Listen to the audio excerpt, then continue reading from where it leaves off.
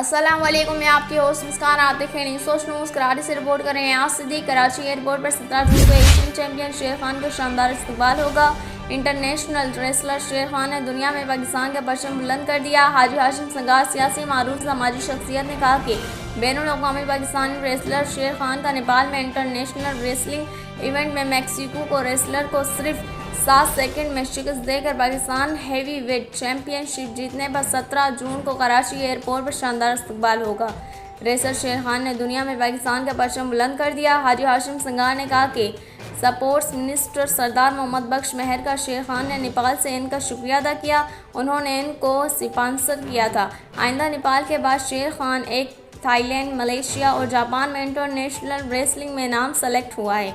इंशाअल्लाह ताला सिंध गवर्नमेंट ने इनकी सरपरस्ती रही तो शेर खान पूरी दुनिया में पाकिस्तान, सिंध, कराची और लियारी का नाम रोशन करेगा। हाजी हाशिम संगार, हाजिया संगार, कासिम संगार।